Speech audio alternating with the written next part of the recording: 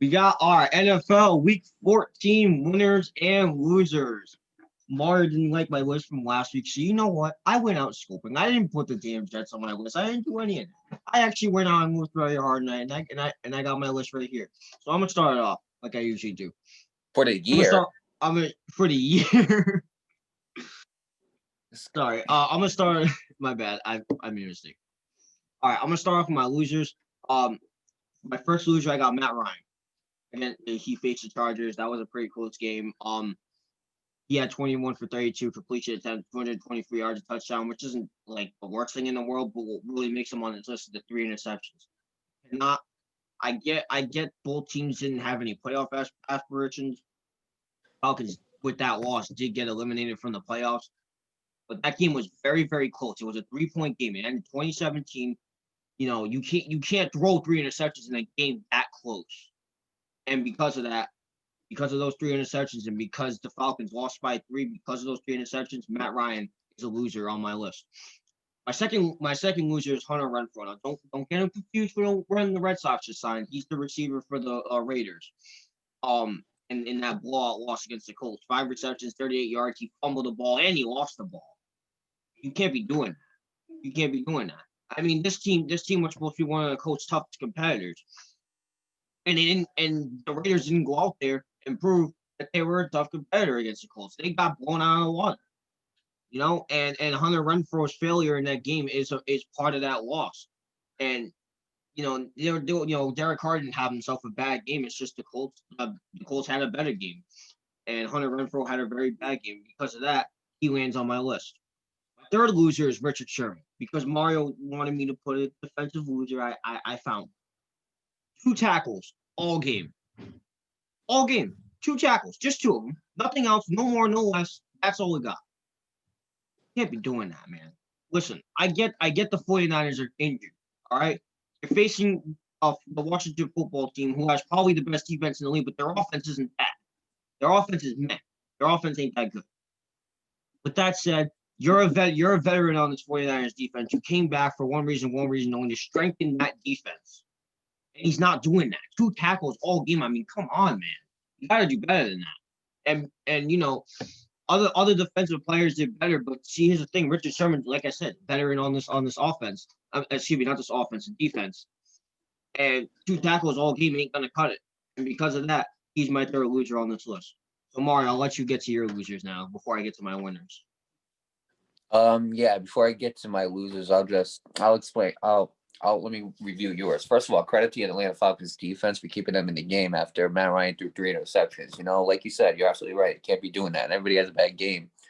But That I mean, cost that him. loss right there, they got them eliminated, and a big part of it was him. But I got to give credit to that Atlanta Falcons They defense for did. holding They them did in hold that their game, own. for doing what they could do, as much as they could do to keep them in that game.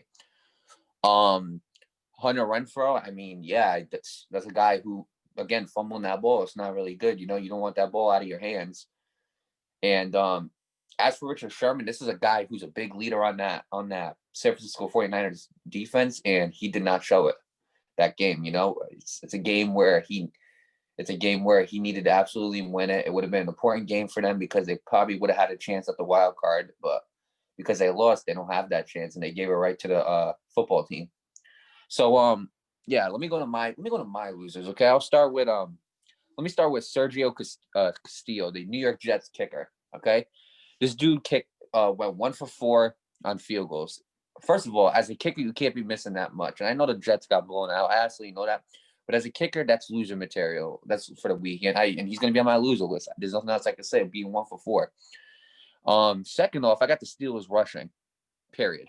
Steelers rushing. They had 17 total rushes for 47 yards. That's an average of, and I rounded it up for them, so it sounds better. 2.8 yards per carry. Ridiculous. In a game that it was 11-point game that was somewhat close, and the offense wasn't stepping up. That was a game where the Steelers rushing needed to be better, and it wasn't clicking. James Conner came back. He wasn't doing his job. He averaged like 1.8 yards per carry. Benny Snell got the ball. He averaged a decent amount of yards per carry, but he didn't get a lot of touches. Jalen Samuel just didn't show up. So those 3 runners did not do a good job running that football, and they made Big Ben's job a lot tougher that game against a very good Buffalo Bills defense. Last but not least, the number one loser on my list. Nate already knows who it is. And I told him, do not put this dude on this list because I want to crack at this guy right now. Dan Bailey. You want to hear some? Let me tell you some facts about Dan Bailey, Nate. Let me tell you something. This dude missed 5 points last week in a 3-point game. In the 3-point win Minnesota had, right? Yeah. This game, he misses 10. This dude we've lost 15 points in the last 2 games because of Dan Bailey. God. Now I'm just saying. Now let's go to this game, okay? The game was 26-14, right? Right. 14 plus 10 is what, Nate? 14 plus 10 is 24. Okay, now a lot of people were saying, well, wait, 24-26, you still would have lost. You're absolutely right, the guy in the comments, but let me explain something to you real quick, okay? I hope you know, because I want you guys to understand this, okay? The Minnesota Vikings were in a lot more pressure this game against the Buccaneers trying to get 4th down conversions than they were field goals. When your team, right, has a better percentage of 4th down conversions than they do of kicking field goals and extra points, there is a problem. And I don't want nobody's job lost from this, but I will say this. Dan Bailey, if you are not going to perform, sit your ass down. Excuse my language, I do not care. Sit down. Because that is unacceptable right there. You get paid millions of dollars to be a kicker, to be a kicker and make field goals. And your time on the field, you step on that field, and for the last 2 games, you've been doing nothing but sucking. And I'm honestly sick of it. Now, I'm not wishing nothing from Dan Bailey, okay? But what I want to see next game is I need to see the new kicker come out here and kick. Because let me tell you something, if Dan Bailey don't straighten up his he will straighten his game and play the way he's supposed to, he will be cut, I think, from this team. Because this is unacceptable from a kicker. Absolutely. Now I'm gonna let you go to your winners, Nate.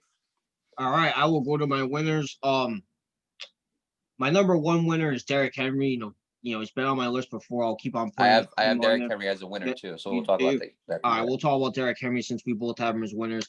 26 rushing attempts, 250 yards, 2 touchdowns, and 8.3 yards a carry on average. I mean, hey, it doesn't get any better than that. You know, it's one of the best running back in the league. You know, and he's playing like it.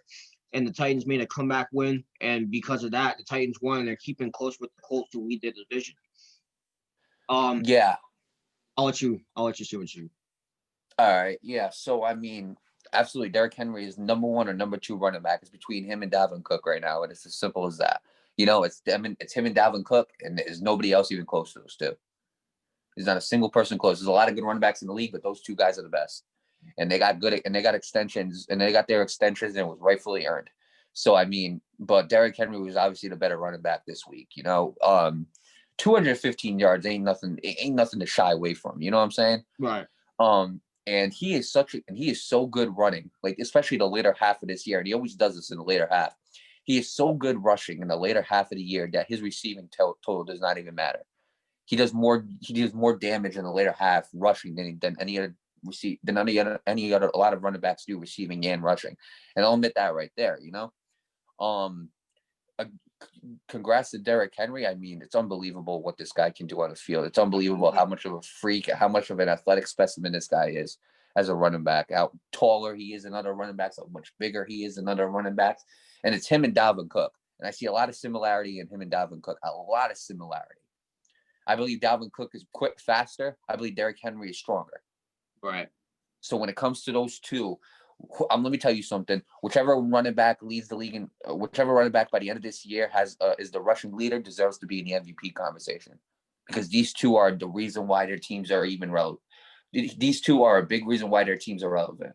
Derrick Henry and Dalvin Cook. And when you look at the film, when defenses are looking at the film, those are the 2 guys you're looking to stop. Right. All right. Let's go to my second winner. And I tried really hard to find a defensive player, but nothing stood out to me than the football team's defense. Hey, man, they may not have a name yet, but I'll tell you right now, that defense is one of the best defenses in the league. Probably the best. I'm going to tell you what. One interception for 76 yards. I think that got returned for a touchdown. You can correct me if I'm wrong. It did. It did.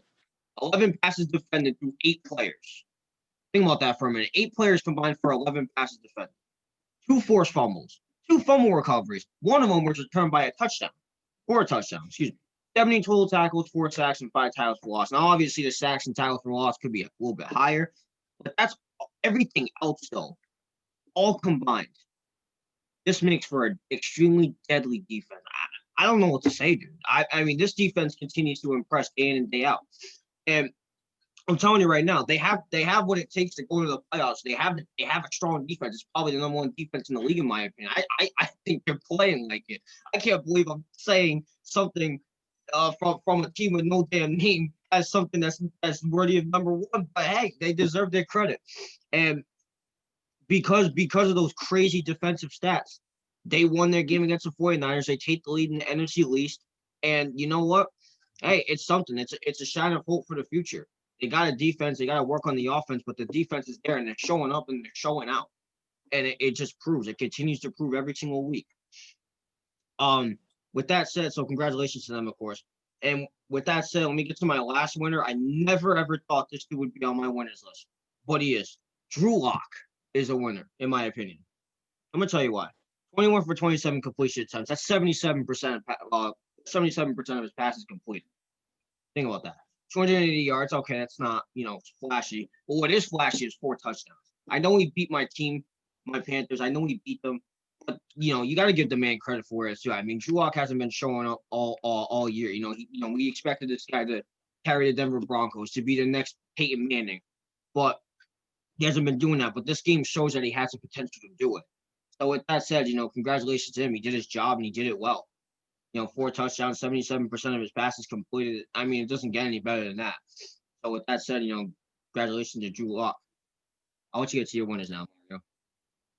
Yeah, well, I'll review your winners before I get to mine. So Washington football team, I mean, credit where credit is deserved. They are honest. They are honestly a very, very good defense, and I love to see a defensive game between them and the Giants, because I think the Giants and them are actually really stepping up. Yeah, they've been hanging in with the best of them, and I think against a team like the Niners, this was a very important game, and they were a big reason why the Washington football team was able to win, and the Niners just weren't. They played better on defense than the Niners, and they definitely deserved that win. And as for Drew Lock, I'm glad that you said him, because I was really contemplating putting him on my list, but I did not. So I'm glad you said Drew Lock, because I think he was really good this week. I think he was very good. I believe he was one of the quarterback. I think he was like the only quarterback starting. I think he was that's been like a full-time starter. I think he's the only one that had who did not have double-digit touchdowns. I think he had 11 picks and 9 TDs. And for him to get 4 TDs without a pick, that really helps. That really helps him. And I really like Drew Lock. I think he's a fun guy. I think he's a funny dude, to be honest with you. Rapping on the sideline. Yeah, I think he's just a kid. He's just a kid having fun. Yeah. You know what I'm saying? And I mean, I gotta respect that out of Drew Lock. I think he's a very good teammate, and I would like to see him succeed. So with that being said, let me go to my winners. You couldn't pick a defensive player, but I picked somebody that I know should be NFC Defensive Player of the Week by far. I don't think there's a guy beating him. Hassan Reddick. Let me tell you what Hassan Reddick did in one game for the Arizona Cardinals. Ready? 5 tackles, okay? 5 sacks. Ooh. 2 tackles for loss. Ooh. 3 forced fumbles. Ooh, I like those. Tell me another defensive player that did that this year. I can't find one. He did more in 5 tackles. He did more in 5 tackles than probably anybody in the NFL this week has done in 12. Ridiculous. That's got to be NFC Defensive Player of the Week, in my opinion, right there. I know people got pick 6 and stuff, but they didn't do half the activity that he's done. He forced fumbles. He got sacks. He had tackles for losses. He had 5 tackles. I got to give this dude credit. This dude really came out, and he really balled out. So Hassan Reddick, I expected to see him on NFC Defensive Player of the Week. I already mentioned Derrick Henry as my winner. But I'm going to go to the last one I have, Allen Robinson. This was tough because I was going to either pick between him and Montgomery, but I really picked Allen Robinson. And the reason why I picked Allen Robinson was because, and Derek Montgomery, shout out to him, because the past 2 games he's been playing really good. especially like I said the Bears had like one of the worst rushing offenses in the league. Well, he's really starting to become a threat on that running team, and he's been doing very good. I got to admit it. But Allen Robinson had 9 receptions for 123 yards and a TD. So I got to give credit to Allen Robinson. Allen Robinson is a very good player. You know, he's a very good player. He's making Mitchell Trubisky look really good right now. And I'm not trashing Mitchell Trubisky. I'm not saying Mitchell Trubisky's a bad quarterback, but what I will say is it's good to have somebody like Allen Robinson really stepping up right now, especially when it matters. And if I'm the Minnesota Vikings next week, I'm going to be concerned because they got to watch out for Allen Robinson and David Montgomery. Those guys are really gonna make sure this offense are really gonna lead this offense, and then you got to watch out for Mitchell Trubisky. So I think that the Vikings have a tougher challenge this week than they did against the week against the Bears. But honestly, congrats to Allen Robinson because he had himself a very good game. And congrats to David Montgomery. I just want to add him in too because I did check him out, but I think Allen Robinson deserved it because I think he did more. I think he did just a little bit less and less touches. I think if Allen Robinson would have got like maybe 12 catches, like 3 more catches than he got, I think he would have did more, which is why I put Allen Robinson on my list. Man, I really wish I won in fantasy because David Montgomery really showed up for me. I think he put like 30 points for me. But let me review yours real quick before I end this topic. Who is your other winner again? Oh yeah, Hassan Reddick, NFL. Do us a favor. If you do not put this man as a defensive player of the week, I don't know what I'm gonna do. That's all I'm gonna say about that. Congratulations to that man.